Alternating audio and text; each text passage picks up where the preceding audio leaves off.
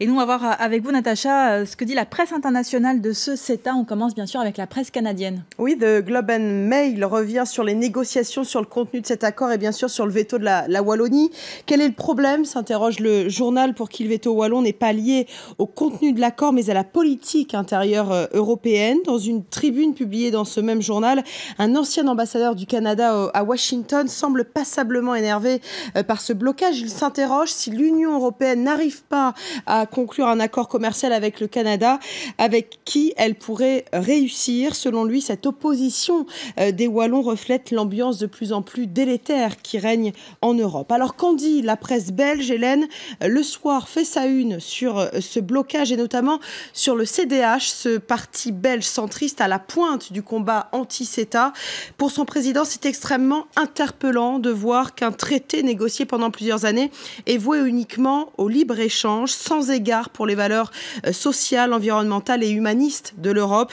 Et il s'en prend aussi à la Commission européenne qui, sous l'influence des courants ultra-libéraux, dit-il, fait le lit des extrémismes et des populismes. Alors dans son édito, la journaliste de ce journal Le Soir estime, elle, que la crise du CETA, c'est aussi une crise belgo-belge. Elle parle du dialogue de sourds qui existe chez les Belges francophones. Au lieu d'offrir l'image d'un pays qui certes a des avis divergents mais qui tente d'apporter une réponse coordonnée, chacun veut avant tout refiler le Valais noir à l'autre, dit-elle.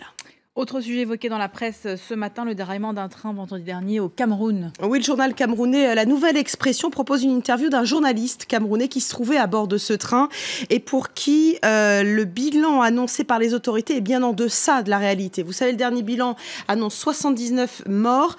Pour Patrick Goldman, ce journaliste, il y a eu des centaines de morts. Il ne faut pas prendre les Camerounais pour des idiots, dit-il. Le site d'info en ligne guinéen Djeli pointe, lui, du doigt la responsabilité de l'État camerounais. Un État laxiste pour lui, moribond et notoirement impuissant.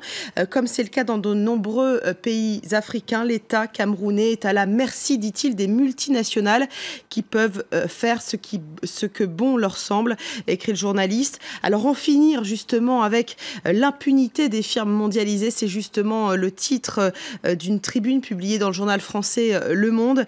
Tribune signée d'un écrivain camerounais en poste à Mayotte, Jeanne Baudet, qui pointe du doigt l'homme d'affaires français Vincent Bolloré.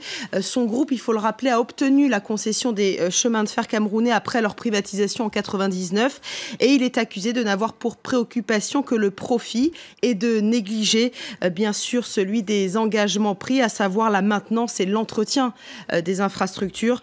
Pour cet écrivain camerounais, la catastrophe ferroviaire qui vient de frapper son pays montre tout simplement le cynisme du capitalisme et la faiblesse des gouvernants. On termine avec l'appel au dialogue lancé par le pape François pour résoudre la crise politique au Venezuela. Oui, vous le savez peut-être, le pape a reçu hier en audience privée le président vénézuélien. Il lui a demandé de mener un dialogue constructif avec l'opposition qui, je vous le rappelle, demande l'organisation d'un référendum révocatoire contre le président Maduro. Le journal espagnol El País revient ce matin sur cette demande du pape François, l'intervention, vous le voyez, du pape pour le dialogue. Du côté de la presse vénézuélienne, le journal d'opposition El Nacional estime, lui, qu'il n'y a qu'une voie possible pour la société vénézuélienne, c'est celle de la rébellion. Pour le quotidien, le régime piétine la démocratie, mais aussi les droits humains. Le Washington Post est aussi un peu sur la même ligne. Il publie une tribune, en tout cas, sur cette crise vénézuélienne. Et pour le journaliste, pas de doute, le régime de Maduro est une dictature, tout simplement. L'initiative du dialogue menée par l'ancien Premier ministre espagnol José Luis Zapatero ne va nulle part, selon le journaliste qui écrit cette tribune. Le régime vénézuélien, pour lui, ne changera pas et il ne changera que s'il est soumis à la pression de la rue, mais aussi à des sanctions internationales. Merci beaucoup, Natacha, pour cette revue de presse internationale.